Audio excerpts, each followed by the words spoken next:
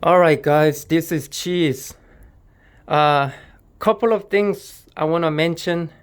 First, living in my shed, my update. Um, when I set up my wood stove, I had this placed underneath my wood stove. This is a metal sheet, metal tray.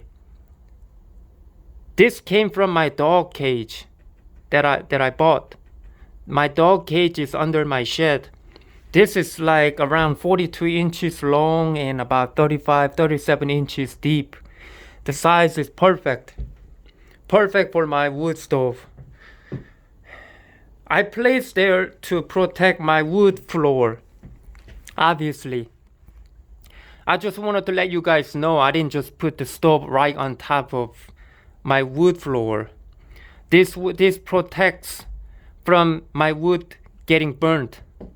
When I drop burning wood from here, it will keep it protected, and it will also help keep the ash and stuff in one place.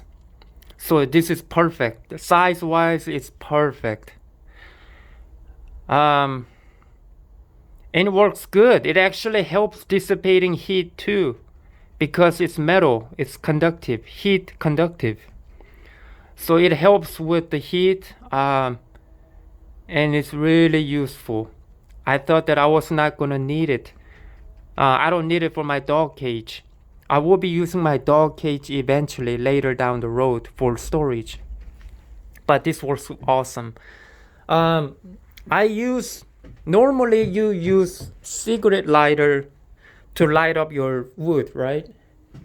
Well, when I use this gasoline, this 87 octane unleaded fuel, as a fire starter, I don't even use lighter anymore.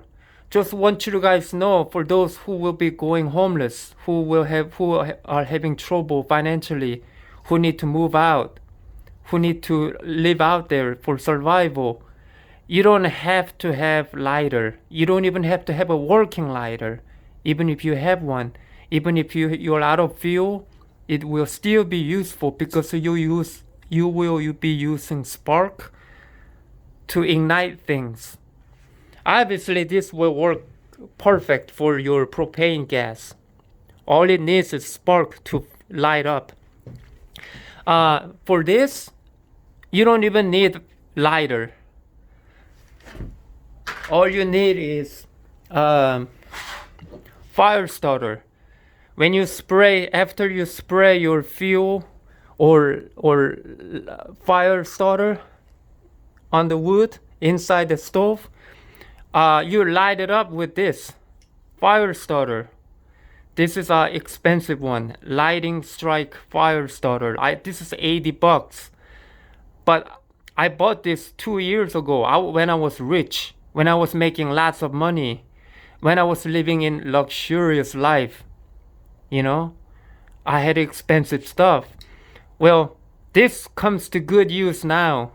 Or you can use any kind of those striker, whatever you call it. I forgot the name, the terminology. But they got the fire starters. You can get cheap one for about, I don't know, $5, $10. You can get pretty good ones. And use the spark to ignite the fire. Works perfect. This conducts spark really good. It takes spark and it lights up my stove. Very, very effective. I wanted to share that. When I do laundry, this is something that Jesus told me specifically.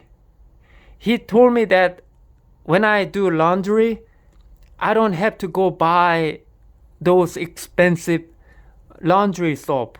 You know how expensive they are. When you go to grocery store, they charge you an arm and leg for those. You know, just a little package cost you what, $5, $10 or something like that. You know, you'll be poor. You can't afford those kind of things.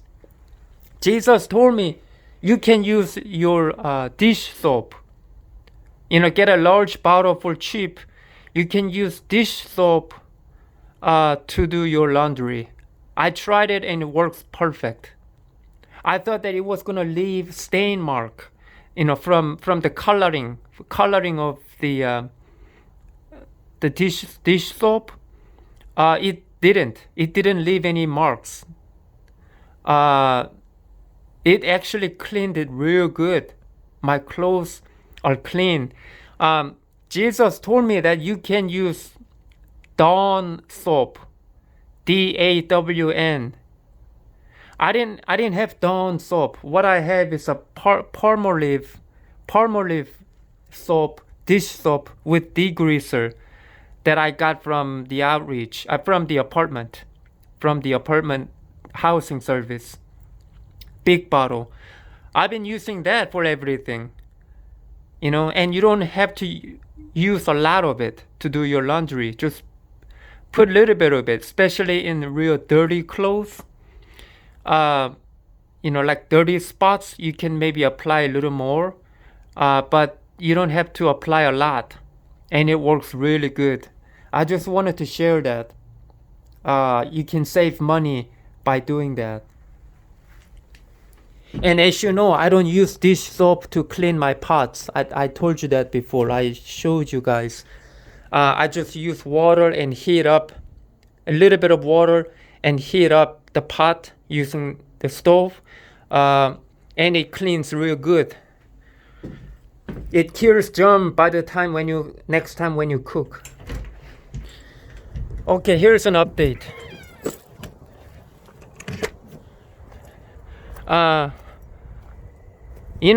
I told you guys before, I showed you in one of my previous videos that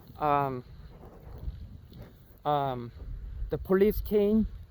One day police came over, and the other day the railman came from the management, railroad track management, came, talked to me about why I'm living in this shed out here. I explained to them, right? I explained to them and my situation, and they said, they're willing to help me out, to let me stay here as long as I don't cause trouble. And then guess what? And then days later, maybe a couple weeks later, the maintenance people that work on these vent pipes, I believe these vent pipes are for sewer system. The people, I don't know from the city, came to check on these things. I think they come here every once in a while to check on things for maintenance. That skinny one here and that big one over there. I showed you how deep that thing is. It's got a hole down here, infinite abyss. If you fall into it, you will die. You won't be able to come out because it's so deep. But these two people came, talked to me. What's going on? They asked me if I'm a worker here. Like I work here for this land or something. No, I told them, honestly. I told them the same thing that I told the police and the railman.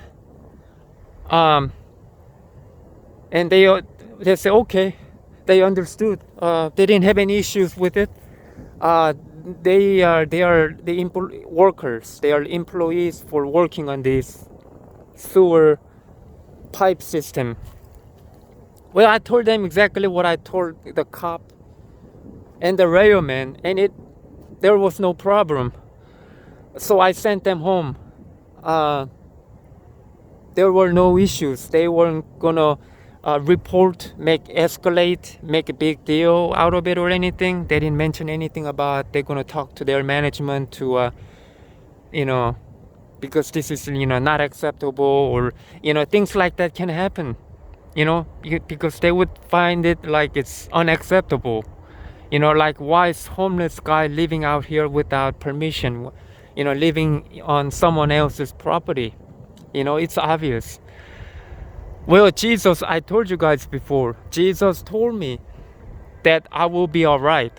he didn't tell me exactly if I'm gonna be going through some struggles or challenges. He didn't tell me anything like that because I can't hear him word by word, every word. But he told me that I will be all right. In the long run, I will be all right. I won't be getting kicked out, is what I meant, what Jesus was saying. So I trust in him. I sent them home and they took off. They I I made sure that when I set up my shed that I give enough room for these pipes just in case, because I had a feeling that maybe someday that maybe people from the city will come and work on these things. They're gonna need space over there too. It's pretty close to my shed, but I still gave enough room. They didn't have any issues with it. I asked them, they said it's okay, it's no problem. They can work on it without problems. There shouldn't be any problems. They basically came over to cover up this hole. It's a hole here. They just closed it. I just wanted to share that. Yep. Trust in God. Trust in Jesus. He's gonna take care of you if you trust in Him. If you don't trust in Him, if you doubt Him and if you don't count on Him, on God, on Jesus, then Jesus will not help you. Why should He? He won't have to. You're not depending on Him. You're not clinging to Him. Why should He help you? Why should He take care of things for you? Like my situation, like my case. If you're not relying on God, and if you go out of your own ways that are outside of His will, you can get into trouble. Things are not gonna work out the way you want. If it wasn't for God's protection and guidance, these people, when the police came, when the railman came, and when the workers came, they would bring up issues and they would escalate this and get me kicked out, get me out of here. I have been living here 1.5 months now, over 1.5 months. I'm still here, and nobody has brought to my attention that this is a problem. They didn't make it a problem when it could have been easily the problem, when it could have been easily escalated, when it could have been simply unacceptable to them. But they made it acceptable for them, for me, for them. They didn't make it big deal. That's what I'm saying. God can do mysterious things, miraculous things. He can do in all ways, in all different ways, like magical, supernatural. God even changes your hearts, people's hearts, to do things differently, like be merciful instead of being cold-hearted. Like God moves these people's hearts for me so that His will be done. That's what happened. I know so. Jesus told me that. I wanted to share that. He can change people's hearts. He can do supernatural things physically, mentally, and spiritually in all aspects, in all levels, in all layers. I'm telling you guys, it's real. Jesus is real. Father God is real. The Holy Spirit is real. Alright guys, I'm gonna go ahead and upload this video now.